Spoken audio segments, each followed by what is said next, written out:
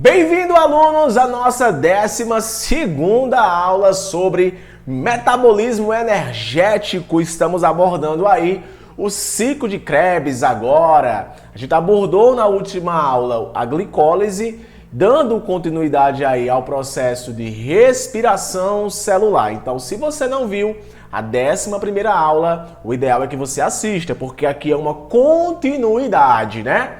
Então, resumão básico antes de começar aqui essa aula. Na glicólise aconteceu a quebra gradativa da molécula de glicose, formando duas moléculas de piruvato. O que será que vai acontecer com essas duas moléculas de piruvato? Mano, eu tô muito empolgado para saber o que é que vai acontecer. Porém, eu já sei o que vai acontecer, porque Patrick me disse na primeira aula que o que acontece literalmente na glicólise e no ciclo de Krebs é a quebra gradual da molécula de glicose, que vai se convertendo em outros compostos, e o que está acontecendo nada mais é do que a liberação de carbono, oxigênio, formando dióxido de carbono, o hidrogênio está sendo transportado aí pela molécula de NAD. Para quem viu a primeira aula desse tema, a glicólise, viu que eu não estou contando as quantidades de ATP e de NAD que estão sendo envolvidas nesse processo, justamente para não te confundir nada agora.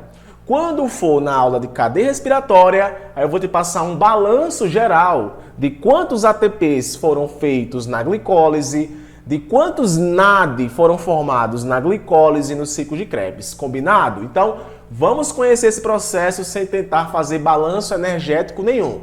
Deixa isso para o final, tá? Então, duas moléculas de piruvato foram formadas e pega teu caderno, pega tua caneta, pega teu café, ou tua água, teu suco e vem comigo aí continuar o processo de respiração celular. Beleza? Então, meu aluno, dando aqui continuidade, o ciclo de Krebs é a segunda etapa do processo de respiração celular e acontece na matriz mitocondrial. Ou seja, no meio da mitocôndria acontece esse processo. E literalmente o que vai acontecer é produção de 2 ATPs a partir de 2 piruvatos, aonde para cada piruvato se produz 1 ATP e a formação de NAD e de FADH2. Eu reitero que a gente não vai trabalhar agora com quantidades de quantos NAD e quantos ATPs estão sendo formados. Vamos entender o processo da seguinte forma: como acontecem as conversões das moléculas formadas a partir da glicose.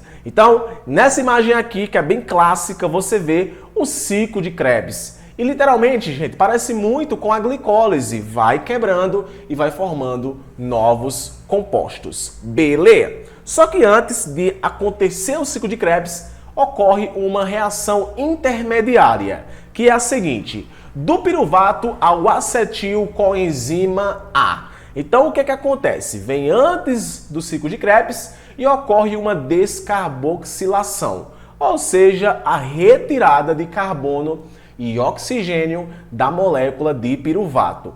Como vocês podem perceber aqui, ó, piruvato perde uma molécula de CO2, tá? E hidrogênio também, tá? E o hidrogênio acaba se ligando à molécula de NAD, formando o NADH. Então sai carbono, sai oxigênio, forma dióxido de carbono, hidrogênio fica livre e esse hidrogênio é transportado pelo NAD.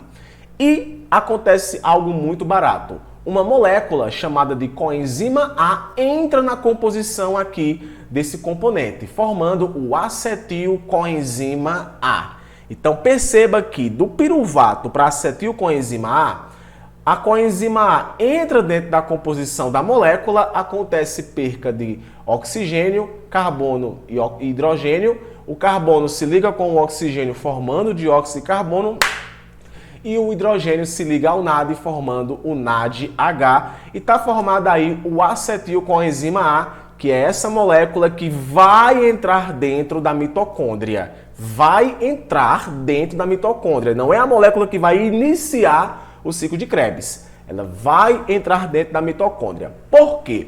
Na primeira reação da glicólise, olha o que é que acontece. Não esquece disso. Existe uma molécula iniciadora do processo de ciclo do ácido cítrico, que é o oxaloacetato. Você vai ver aqui que o final do ciclo de Krebs vai formar novamente oxaloacetato. Então, o que acontece aqui? O acetilcoenzima A entra dentro da mitocôndria e logo acontece a perca de coenzima A mesma coenzima A que ele tinha acabado de receber. Porém, essa coenzima A foi importante para que acontecesse o transporte da molécula de piruvato para dentro da célula, que no caso nem vai mais ser piruvato, né? Vai ser acetil, para dentro da célula. E uma molécula chamada de oxaloacetato, que já tem dentro da mitocôndria, entra dentro da composição desse componente.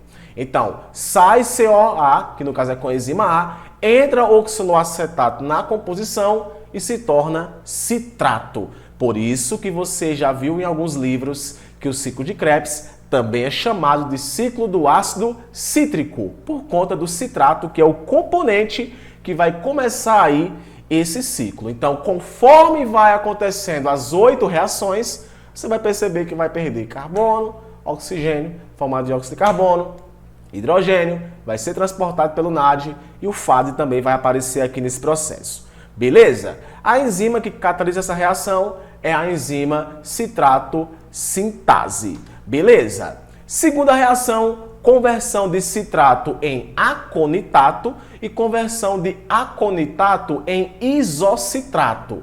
Então você percebe aqui que o citrato, olha só, recebe uma molécula de água e passa a se chamar de aconitato, tá? Ou melhor, ele perde uma molécula de água e passa a se chamar de aconitato. E depois ele recebe outra molécula de água e passa a se chamar isocitrato. Isso aí está acontecendo do mesmo jeito que aconteceu com a glicólise. Está mudando a simetria da molécula para possibilitar melhor a quebra. Essa enzima que vai participar aqui é a enzima chamada de aconitase. Então, citrato vira aconitato e aconitato vira citrato. Perde água, ganha água, só para poder mudar a simetria da molécula. Na terceira reação, acontece a conversão de isocitrato em cetoglutarato. Vai acontecer aí uma descarboxilação, ou seja, vai perder carbono, oxigênio, formando dióxido de carbono e, consequentemente, também liberação de hidrogênio, formando molécula de NAD. Então, você vê aqui o isocitrato perdendo CO2, perdendo o hidrogênio se ligando ao NADH, tá? E formando a molécula de cetoglutarato. Nome da enzima, isocitrato desidrogenase. Só isso, galera. Beleza? Tá acontecendo aí modificações com a molécula a partir da liberação de dióxido de carbono e a liberação de hidrogênio. Beleza? Na quarta reação, acontece a conversão de cetoglutarato, succinil-CoA e liberação de CO2 e formação de NAD. Então aqui eu tenho a conversão de cetoglutarato em succinil-CoA, ou seja, uma molécula de coenzima A vai entrar novamente dentro da composição. Então, cetoglutarato recebe uma molécula de coenzima A, acontece a descarboxilação, liberação de CO2, liberação de hidrogênio, formação de NAD e forma o succinil-CoA. O nome dessa enzima é acetoglutarato desidrogenase. Então, gente, olha só aqui, tá? O alfa-cetoglutarato, no caso aqui é alfa-cetoglutarato, tá? E ele é convertido em succinil-CoA. Eu não coloquei aqui o alfa-cetoglutarato porque eu coloquei aqui embaixo, beleza? E se tornou succinil-CoA e liberação de CO2. Até agora não produziu ATP nenhum, só liberação de dióxido de carbono e liberação de hidrogênio e a consequente formação de NADH. Não é à toa que no ciclo de Krebs é onde acontece a maior liberação de hidrogênio, porque ela vai quebrar tudo, né? Então vai acontecer a formação de muitos NADs. Ok? Na quinta reação acontece a conversão de succinil-CoA em succinato. Então acontece o seguinte, aquele CoA que foi ligado na quarta reação ele é removido, tá? E forma o succinato. Entretanto, nessa etapa aqui acontece algo interessante. Uma molécula de GTP, que parece muito com o ATP, recebe um fosfato inorgânico que se encontra na mitocôndria, produzindo um ATP. Então, na quinta reação do ciclo de Krebs, acontece a formação de um ATP não a partir do ADP, mas a partir do GTP. O GTP é semelhante ao ATP porque o que muda é que ele não possui adenina como base nitrogenada, e sim a guanina, e forma o ATP. Então lembra, tá acontecendo isso aqui em duas vezes, porque são duas moléculas de citrato que iniciaram o ciclo. Então, no lugar de estar formando uma, está formando duas. Então, 2 ATPs são formados na quinta reação. Essa ilustração aqui é porque eu estou colocando a via de uma molécula. Mas lembra que está acontecendo isso aqui duas vezes, porque são duas moléculas que estão no ciclo de Krebs, uma vez que foi formado 2 piruvatos. Beleza? Então, na quinta reação, acontece formação de succinato e formação de ATP. Succinil-CoA sintase é o nome da enzima que vai estar participando desse processo. Beleza? Na sexta reação, conversão de succinato em fumarato. O que é que vai estar acontecendo aí? O estoquezinho de nada diminuiu, então bora usar o FAD, que é menos energético. Então, o que acontece? Ocorre também aí descarboxilação, tá? Liberação de carbono e oxigênio, e também acontece aí liberação de hidrogênio. Esse hidrogênio é ligado à molécula de FAD, não de NAD. Então, se está aqui produzindo um NAD, ou melhor, um FAD, isso está acontecendo duas vezes, então duas moléculas de FAD H2 foram formadas. Eu sempre falo isso porque lembra, isso aqui tudo está acontecendo nas duas moléculas, então tudo aqui a gente multiplica por 2, tá? Então, formou o fumarato. Succinato formou o fumarato. O nome dessa enzima é a succinato desidrogenase. Gente, eu sei que os nomes são muito difíceis, mas entenda o que está acontecendo. Se você compreender que está liberando carbono, oxigênio e hidrogênio, e o hidrogênio está sendo transportado pelo NAD ou pelo FAD, fim da meada. Tu pegou o assunto e aqui tu está só vendo as transformações que estão acontecendo. Beleza? Na sétima reação, acontece a conversão de fumarato em malato. Olha só, uma molécula de água entra dentro da composição do fumarato, se tornando um em malato. Você pode perceber aqui, ó, recebeu uma molécula de água e se tornou malato. O nome da enzima, fumarase. É o nome da enzima que vai estar catalisando aqui esse processo.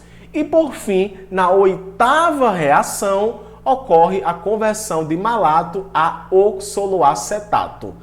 E lembra? Oxaloacetato foi aquele que começou o ciclo, que se ligou ao acetil com a enzima A. Beleza? Se tornando citrato.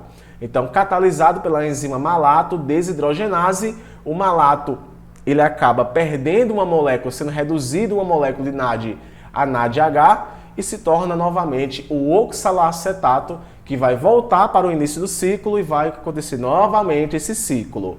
Consequentemente, aqui aconteceu formação de 3 NADs, um FAD, tá? E produção de um ATP. Como isso aqui aconteceu duas vezes, eu costumo dizer que aconteceu formação de 6 NADs, 2 FADs e 2 ATPs. Um detalhe importante é que a gente não vai filtrar agora esse lance de números, tá? Vamos deixar rolar para poder você perceber tudo isso na última fase, que é a próxima aula, que é cadeia respiratória. Então, a molécula de glicose foi totalmente oxidada e agora vai começar o ciclo de Krebs, aonde vai pegar os hidrogênios que foram transportados pelo NAD e pelo FAD para poder acontecer o processo de fosforilação, tá? Eu espero muito que você tenha entendido essa aula, que ainda vai continuar na nossa terceira aula desse assunto, que no caso vai ser a 13ª aula, onde você vai perceber justamente o que é que vai acontecer. Ok, gente? Vem comigo para a próxima aula que eu tenho certeza que você está aprendendo. Eu me chamo Patrick Gomes, um forte abraço e até lá!